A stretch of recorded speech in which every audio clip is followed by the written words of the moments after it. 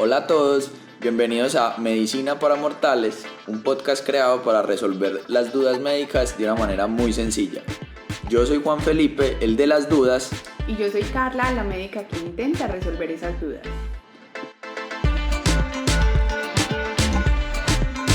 Hola, hola. Otra vez bienvenidos a nuestro podcast. ¿Qué más, Juanfe? ¿Qué más, Carlita? ¿Todo bien? ¿Todo correcto? ¿Cómo están todos? Espero que estén excelentemente bien. Hoy vamos a hablar del asma, un tema que... Muy frecuente. Sí, hasta mi pareja lo tiene, ¿Sí? Desde chiquita. Pita, tiene un chillidito cuando le da asma. O sea que la escuchas venir a kilómetros. Sí, a kilómetros de escuchar venirse ahorita. ¡Qué horror! Ay, no, eso es considerado un Juanfe. Sí, bueno, se escucha venir muy lejos. Siempre se escucha venir. Bueno, sí, es un tema que, pues sí, uno escucha mucho. La verdad, escucha mucho, y más en el colegio uno escuchaba mucho que muchos niños que tenían asma, muchos compañeritos, toda la vuelta, en la familia también, niños que tienen asma. Entonces queríamos como hablar de ese temita. Bueno, a ver, yo creo que el asma es una enfermedad que muchas personas conocen, incluso que muchos papás diagnostican. ¿Cómo así? ¿Autodiagnostican? Sí. Ah, ok. Incluso nosotros, los médicos a veces hacemos broma de que hasta el portero del hospital nos dice, vea, afuera hay un niño con asma, una crisis de asma, porque ya, claro, como la gente pita al respirar y se está ahogando, Sí, pues sí. esa es como la estrategia para hacer el diagnóstico. Ok, bueno, ¿qué es el asma? ¿Qué es Empecemos. el asma? Bueno, el asma es una enfermedad en donde la vía respiratoria reacciona exageradamente a algo. Ok. Generalmente a un alergeno. ¿Qué es un alergeno? Es una sustancia que tiene la capacidad de generar esa reacción y sobreexpresarla.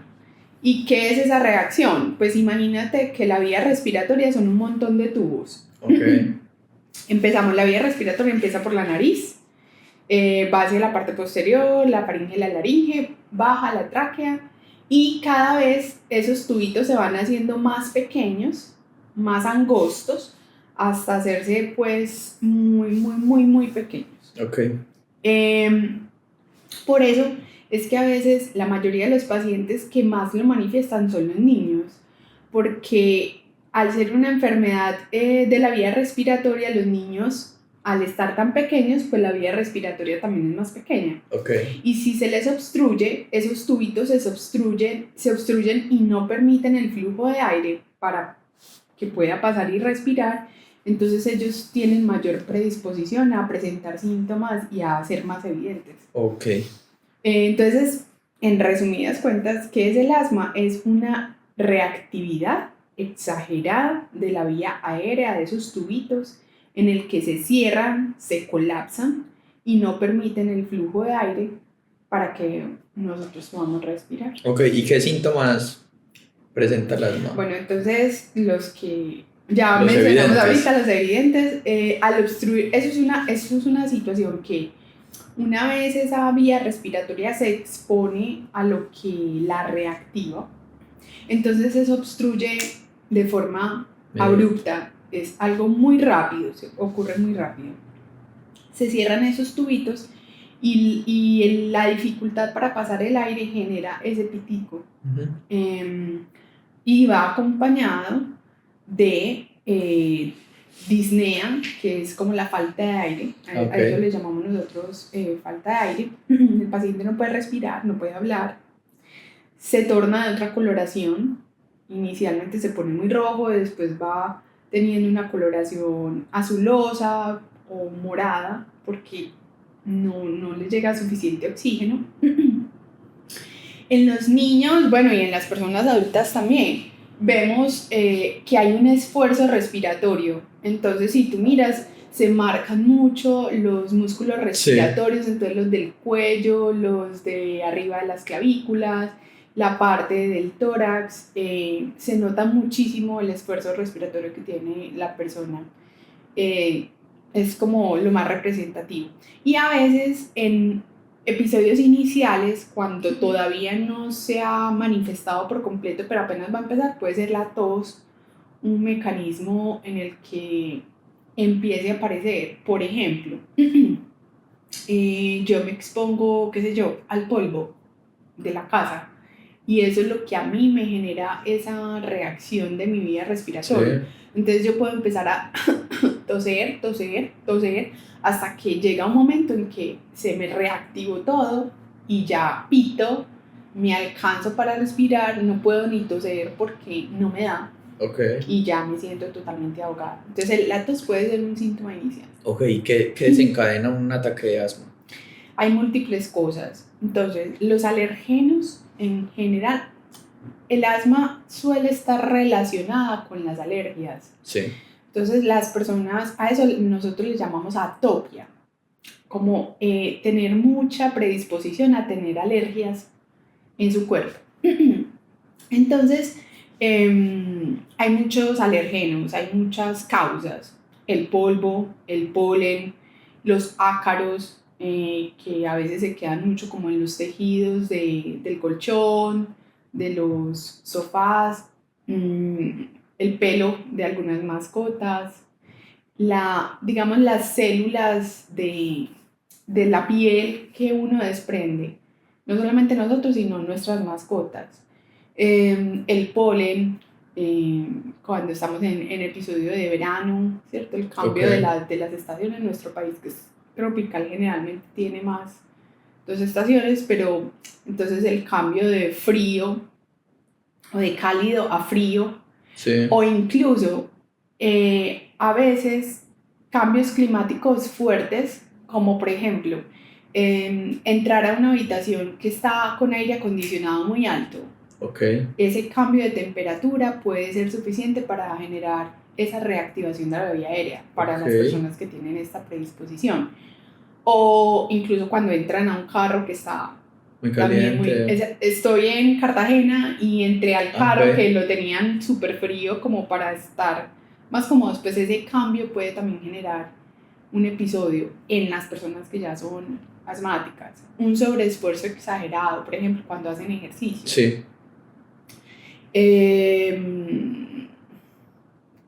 Incluso hasta una bebida fría, muy fría, puede ser un disparador. Okay. Entonces hay muchas cosas. Y te pregunto, si digamos, si se supone que pues el asma, la mayoría de la afección es por las alergias, ¿por qué también se ve afectado cuando hacen un sobreesfuerzo de ejercicio? Porque necesitan una mayor... Cuando nosotros hacemos ejercicio, nuestro cuerpo realiza cierto acondicionamiento. Como quien dice, yo tomo la decisión de voy a ir a hacer ejercicio. Sí. Entonces hay muchas cosas que pasan dentro de nuestro cuerpo cuando tomamos esa decisión.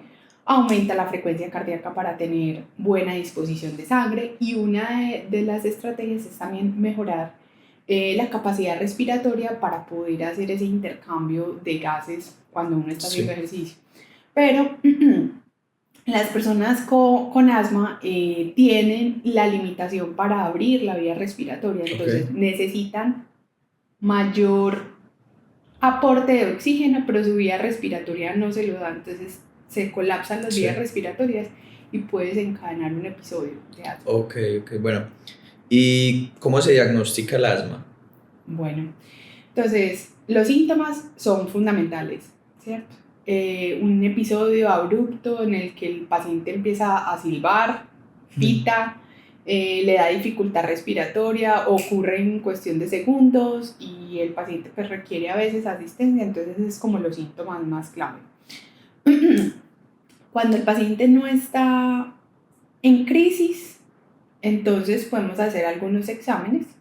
Uno de ellos es la espirometría. La espirometría es un examen en donde ponemos al paciente como a soplar. Sí. Y eso mide la capacidad pulmonar que tiene el paciente. Ok. Y después, eso nos dice qué tan obstruido está. Y después aplicamos un inhalador y miramos si después de ese inhalador esa obstrucción mejoró. Okay. Si es así, lo más probable es que estemos ante un asma. O sea, esto es una nueva característica que no había mencionado y es que esa obstrucción se revierte. ¿sí? Ok. O sea, te pasa de forma abrupta, se obstruye la vía respiratoria, te falta el aire, pero si yo te doy el tratamiento, lo revierto. Se devuelve. Se devuelve. Entonces es reversible. Esa es una condición fundamental. Ok. Es reversible. La espirometría la podemos hacer a partir de cierta edad en los niños porque requiere que yo le dé instrucciones al paciente y que el paciente las cumpla y las entienda. Entonces, por eso a veces cuando los niños son muy pequeños no podemos hacer espirometría porque no comprenden qué es lo que deben de hacer para poder que el resultado sea confiable. Ok. Entonces, a veces en los niños es con la parte clínica con la que hacemos el diagnóstico, pues que tenga todos los síntomas, que le den estos episodios de forma abrupta, que le falte el aire, que pite. Nosotros cuando lo revisamos, revisamos los pulmones de estos niños, no solamente escuchamos el pitido cuando estamos así, ¿cierto? No, sino que también escuchamos ese silbido cuando le escuchamos el pulmón con nuestro estetoscopio. Tiene unas características específicas de esa forma de respirar, se llaman sibilancias, y las escuchamos con el estetoscopio, entonces es otra cosa que apoya el diagnóstico. Ok. Mis profes, recuerdo esto siempre te lo dicen en medicina, y es que no todo lo que pita es asma, Sí. pero si pita, piense en asma, ¿cierto? Ok. O sea, no dejarlo pasar porque es algo muy característico. Y los niños o las personas asmáticas tienen cara de alergia, ¿cierto? ¿A qué le llamamos cara de alergia? O facies atópicas, lo que pasa es que es un nombre más complejo. Sí.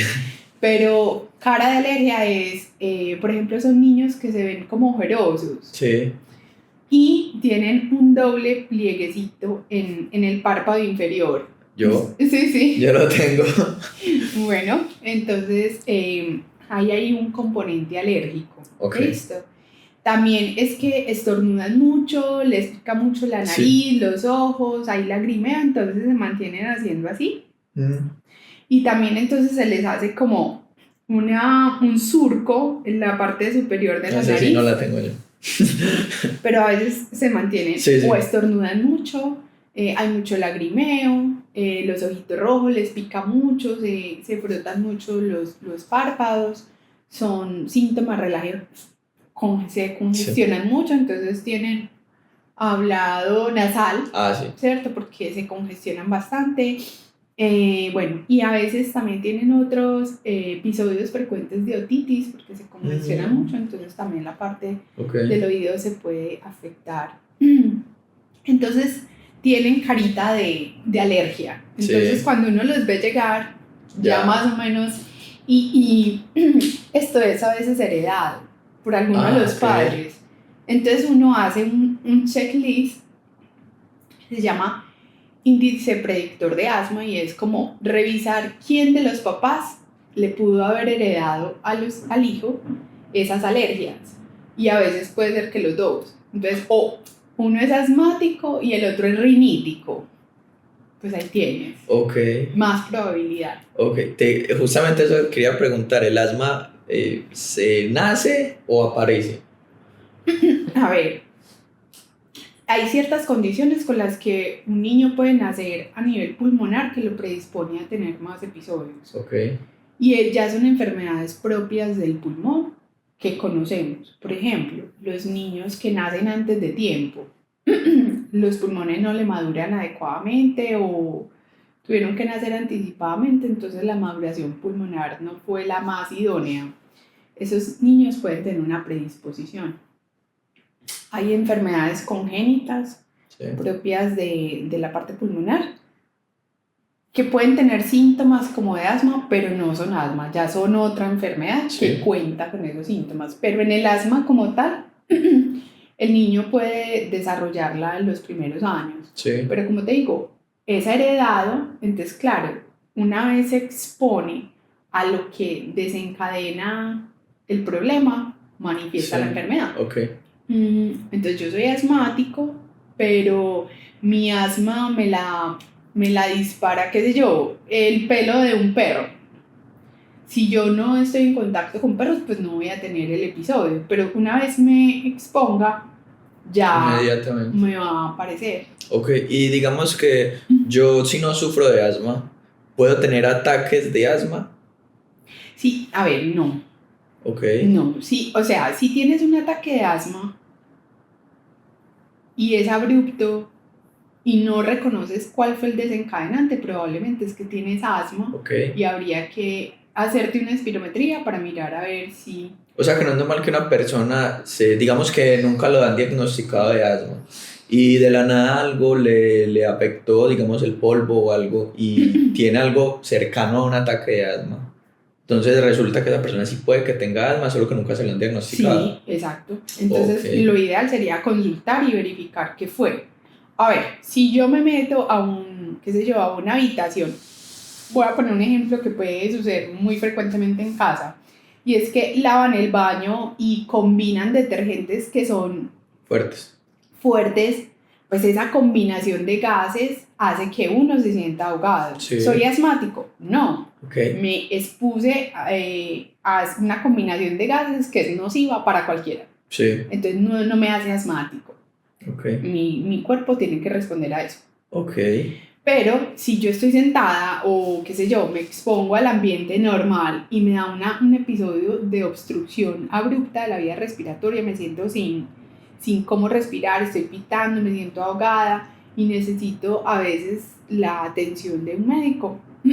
Eso es un episodio de asma y nosotros en urgencias le damos el tratamiento, pero ambulatoriamente hay que hacer unos exámenes para confirmarlo. sí, Y de paso se ha dicho que no todas las personas que tienen asma desarrollan esta condición de pequeños. sí, También existe asma del adulto. ok, Entonces, una persona que vive tosiendo, que se ahoga en la noche, que se tiene que incorporar, que los episodios pueden no ser muy severos como para tener que consultar urgencias, pero son frecuentes, aparecen sobre todo cuando el clima está muy frío o cuando cambian de ambiente a uno pues más empolvado, qué sé yo, cuando van a la finca y la finca se mantiene encerrada y es ahí donde más episodios me dan, pues puede haber un asma del adulto y como menciono, yo no fui asmática de pequeña, pero en el adulto lo puedo desarrollar.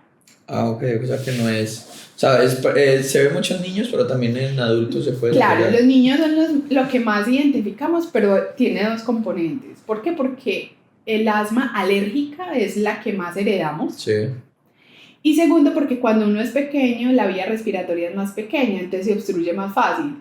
Y estás exponiéndote a un montón de cosas nuevas para tu cuerpo. ok. Entonces, claro, desarrollas más episodios de asma en la infancia. Por Sí. eso los niños son los más diagnosticados. Eso no quiere decir que sea una enfermedad solo que afecte a los niños. Sí, Incluso muchos niños, cuando crecen, los episodios tienden a ser más espaciados. Porque ok. como la vía respiratoria también crece, entonces puede generar o nuevamente me expongo al pelo de perro, pero me genera el mismo proceso de irritación, pero como mi vía respiratoria es más amplia, Sí. ya no me ahogo, Ok. entonces no necesito ir a urgencias y por eso dejan de estar yendo a urgencias, ya se controlan más fácil en casa o pueden necesitar cada vez menos el uso de inhaladores o presentar cada vez menos episodios Ok.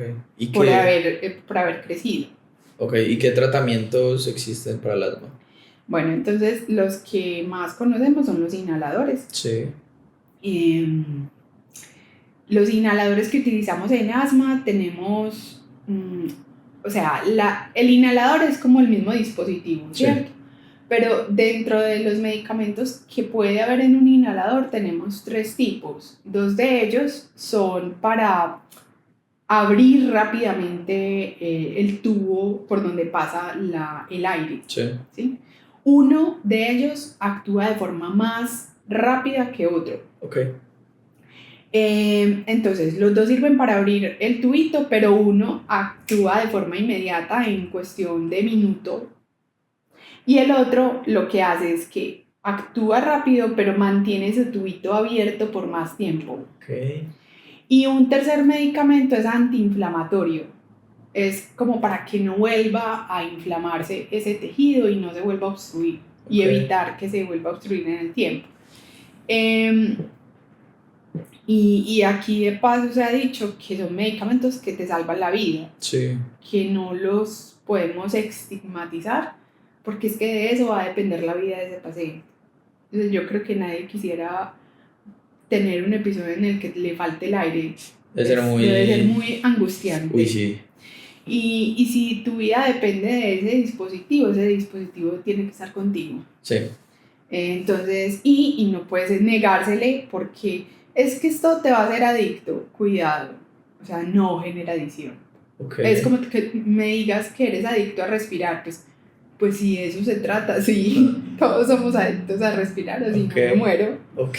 O sea, bueno, ¿y cómo pues uno podría prevenir los ataques de asma? Bueno, entonces, si el paciente o bueno, los familiares conocen cuáles son los desencadenantes, ejemplo, no es que cada que está un clima muy frío, yo lo saco inmediatamente de la casa, que está calurosito, y lo saco a la calle y el niño le da el episodio. Pues ese sería el detonante. Entonces, por ejemplo, ¿yo qué haría?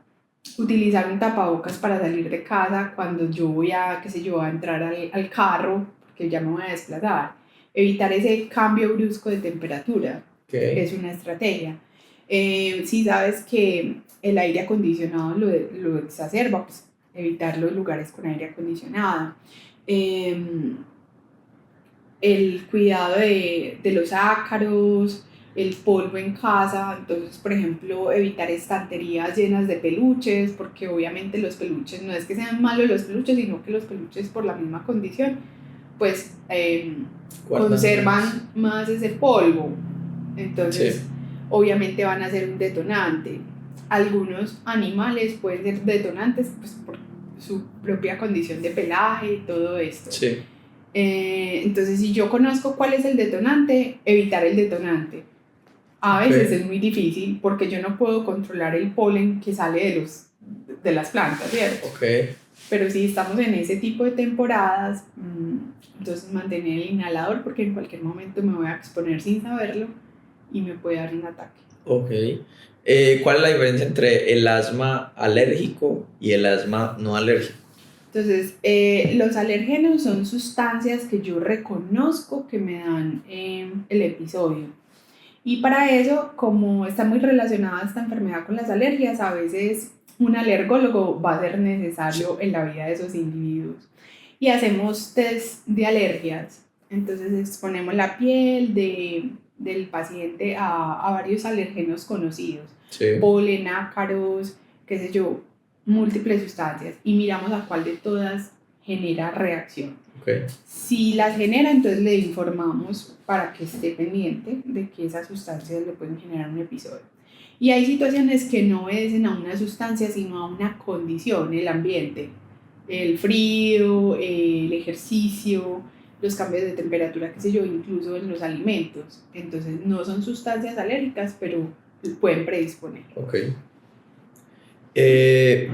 ¿Cómo afecta el ejercicio al asma? Bueno, lo afecta positivo y negativamente. Positivamente es que un paciente con asma, al obstruírsele la vía respiratoria, pues tiene menos capacidad respiratoria en ese momento. Sin embargo, si el paciente hace ejercicio, su capacidad respiratoria puede mejorar mucho y eso puede ayudarle a que se enfrente mejor a los episodios de asma. Y puede ser negativo, y es que si yo no tengo cuidado al hacer ejercicio y no tengo ciertas precauciones al momento de hacerlo, puedo presentar un episodio de asma durante el ejercicio que puede poner en riesgo mi vida. Entonces la recomendación, y creo que esto pues los pacientes asmáticos lo conocen, es que yo voy a ir a hacer ejercicio, ya lo sé, voy a empezar mi rutina en el gimnasio, qué sé yo, voy a salir a trotar. Entonces generalmente les sugerimos que se inhalen previamente a hacer el ejercicio, no porque se sientan ahogados, sino como para poner la vía respiratoria, dejarla abierta mientras están haciendo el ejercicio y que no vayan a tener un episodio. Y digamos que el asma se detecta a temprana edad, ¿cierto? ¿Ahí en algún momento tiende a desaparecer o en realidad eso ya es para toda la vida? Pues a ver, la predisposición va a estar ahí toda la vida. Pero como mencionaba, algunas personas mejoran muchísimo con solo crecer. Porque la vía respiratoria creció, aumentó de de diámetro los tubos, entonces los episodios son muy ocasionales. Si son asmas alérgicas, yo creo que la probabilidad de que mejoren es menos. Sí. ¿Por qué? Porque hay un detonante. Pero crecer ayuda muchísimo a los pacientes. Entonces siempre va a estar ahí, siempre va a ser una condición que te acompañe. Algunas personas después de la infancia pueden no presentar más episodios en la vida y algunos otros pueden presentarlas en condiciones muy específicas. Okay. Pero sí es verdad que el solo crecer hace que los pacientes presenten menos episodios. Los que tienen asmas alérgicas severas, de hecho yo en mis 12 años de experiencia médica solamente he tenido 2 pacientes así, que hasta muy adultos han requerido llegar a unidad de cuidados intensivos por la obstrucción tan severa y tan frecuente de los episodios que han requerido pues intubación. Sí. Pero no son habituales esos casos y son de manejo más especializado. Bueno, y digamos, pues esto yo siento que yo no he convivido, digamos, nunca he aprendido a tratar a una persona con asma, ¿cierto? Okay.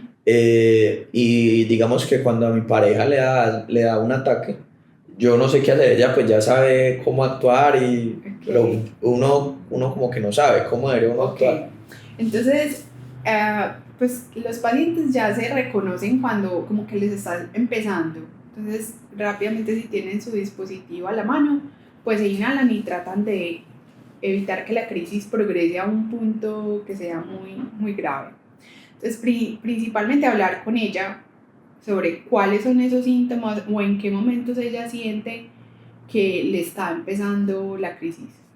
Otra cosa muy importante que todas las personas que tengamos una persona asmática en nuestra vida deberíamos saber y es cómo se utiliza un dispositivo de inhalación. Okay. Porque a veces la crisis puede alcanzar un punto en el que el paciente ya no tiene cómo, o sea, de la misma angustia no sabe cómo coger el dispositivo. Sí, el desespero. Sí, y sabe qué es lo que tiene que hacer, pero como que uno se embolata, se troca al hacerlo. Entonces, que tú sepas que se debe agitar antes de usar, verificar que sí esté cargado, porque a veces guardamos dispositivos por mucho tiempo y ya no tienen contenido o están vencidos, que es más grave.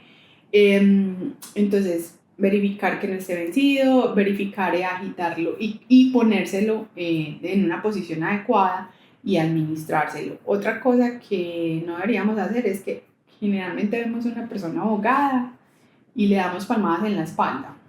Por favor, no, porque esa persona está haciendo todo un montón de maniobras en su interior para evitar ahogarse o para salir de esa obstrucción. Okay. Y generar ese golpe en la espalda puede estarle eliminando esos mecanismos de defensa, entonces estaríamos contribuyendo a que se ahogue más. Creo que reconocer los síntomas cuando las personas generalmente se mandan la mano al cuello cuando se sienten ahogadas, no solamente en episodios de asma, sino en otras condiciones, es como una señal universal de que te estás ahogando. Sí.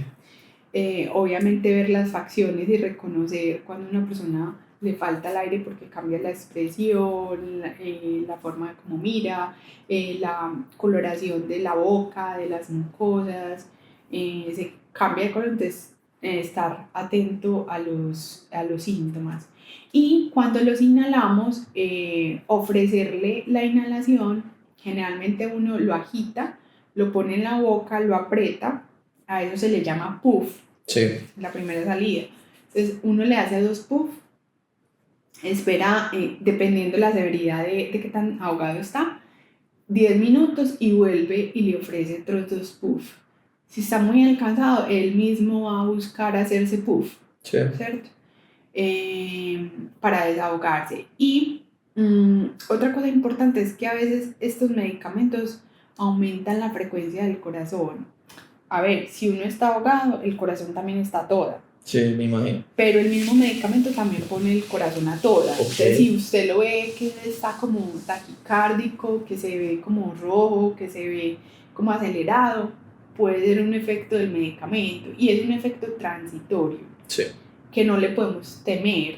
porque pues básicamente lo que necesitamos es evitar o sacar al paciente del ahogo Sí. para que no Sí, es un efecto comprometa su vida. secundario que en realidad Sí. no va a afectar mucho. No, o sea, ver lo que está acelerado, pues es que hace parte de ese proceso. Ok. Y entre más lo inhalo, más se puede poner rápido ese corazón. Pero yo lo que necesito es solucionar rápidamente esa obstrucción porque puede perder la vida. Ok. Entonces tengo que sacarle esa situación. Bueno, y un ataque de asma podría dejar algún daño. Un ataque de asma mal manejado. A ver, yo creo que varios ataques de asma. Sí, claro, porque digamos que no hay un aporte suficiente de aire en el pulmón y en el resto de órganos que dependen del pulmón, Sí. ¿cierto? Entonces, si un ataque de asma mal manejado puede generar secuelas dentro del pulmón, puede generar procesos inflamatorios repetitivos, puede incluso predisponer a un nuevo episodio de ataque. Entonces, hay que manejarlo bien para que el paciente resuelva bien la crisis y evitar nuevas crisis. Si yo le resuelvo la crisis y ya sé que hay algo que lo está predisponiendo, Sí. pues sacarlo de ese entorno que le está activando las crisis. Ok. Es una estrategia. Bueno, la partecita de los mitos. Deben haber un montón. Bastanticos, porque pues es un tema siento que es muy relevante, pues a nivel mundial la gente lo conoce mucho, pero en realidad como que desconocemos también sí, otras cosas. o tenemos creemos que todo funciona muy coloquialmente, muy relajado, muy bonito. Es complejo, sí. Bueno, el asma no es una enfermedad grave. Es muy grave. Ok. Es muy grave. Yo incluso tuve una pérdida de una familiar de 24 años, murió por una crisis de asma. Ok. O sea, puede comprometer la vida. Entonces sí, es grave. Las personas con asma no deben hacer ejercicio. No, como mencioné, sí pueden hacerlo, Okay. ¿cierto? Cumpliendo pues como con unas recomendaciones, estando pendiente, tener su dispositivo a la mano, inhalarse previamente. Si las personas tienen ataques muy severos y de pronto el ejercicio los predispone a ataques, entonces es mejor confirmar primero con el médico qué actividad física puede hacer, que no vaya a tener riesgo. Okay. El asma es una enfermedad psicosomática. Psicosomática, voy a aclarar el término para los que, ¿cierto? No para los mortales. Sí. Psicosomática es que obedece a las emociones. Ok. Que, a ver, siento que me estoy ahogando y me ahogué. No. Necesita una predisposición a un alergeno o a una situación que haga que la vía respiratoria se active. No es porque yo mentalmente la active. ¿Listo? Entonces, no es una enfermedad psicosomática que puede afectar emocionalmente, tener una crisis de asma, claro, ¿cómo no se va a afectar uno que le falte el aire? Sí. Pero que emocionalmente yo estoy mal y eso me va a generar una crisis. Yo creo que está más relacionado a otro tipo de cosas más... Exacto, hay que pensar que de pronto lo que estás teniendo no es un ataque de asma, puede ser un ataque de ansiedad o un trastorno de pánico, eso puede ser. Bueno, ¿los inhaladores son adictivos? Por favor, no. Y eso hay que desmentirlo cuanto antes. Mi perro está roncando, es increíble. No es un ataque de asma, no. Está soñando. confirmado, está soñando, está roncando. No está pitando, está claro. No, es importante que tengamos claro que los inhaladores no son adictivos. O sea, son el mecanismo para solucionar una cosa muy grave. Entonces, no pensar que a veces los papás tienen miedo a que los niños se vuelvan adictos a utilizarlos. No, si hay que usarlos, hay que usarlos. Y yo pienso que una de las estrategias que nosotros médicamente tenemos en la consulta es la verificación de qué tanto uso está haciendo el medicamento. Ojo, cuando se está utilizando mucho no quiere decir que el medicamento no le esté sirviendo. Quiere decir que nosotros tenemos como médicos que buscan una estrategia adicional que le ayude a tener más episodios a ese paciente de tranquilidad, de un estilo de vida adecuado, sin tener que requerir tanto medicamento. Y no es porque el medicamento le genere adicción, es porque queremos que tenga una mejor calidad de vida. Entonces no son adictivos. Bueno, Carlita, pues esos son los mitos como más comunes, más importantes. De mi parte quedó muy claro, más para ayudar también a tu pareja. Sí, porque es que uno como que no sabe nada, ¿cierto? Es importante saber, sí. Sí, entonces pues muchas gracias, Carlita. Si quieres adicionar algo o ya... No, pienso que creo que hablamos como de lo más fundamental. Si tienen alguna duda, pues nos pueden escribir. De pronto algún mito o alguna cosa que porque es que creo que hay muchos que no tocamos por temas de tiempo, pero que podemos volverlo a mencionar. Si tienen más, pues como más mitos, más cosas que queramos desmentir de esta enfermedad y de todas las que hemos hablado y de las que hablaremos, pues nos escriben ahí a las redes sociales, que ahí estaremos como atentos y los iremos agregando paulatinamente. Muy bien. Entonces, nos vemos en un próximo capítulo. Nos vemos en el próximo capítulo. Muchas gracias a todos. Chaito. Gracias por escuchar nuestro capítulo. Recuerden que tendremos mucho más. Si tienen alguna duda, por favor escríbenos en nuestras redes sociales. Medicina para Mortales. A Carlita la pueden encontrar como Doctora Raya al Piso Valbuena y a mí como Juan Felipe Ruiz, 2 rayitas al piso.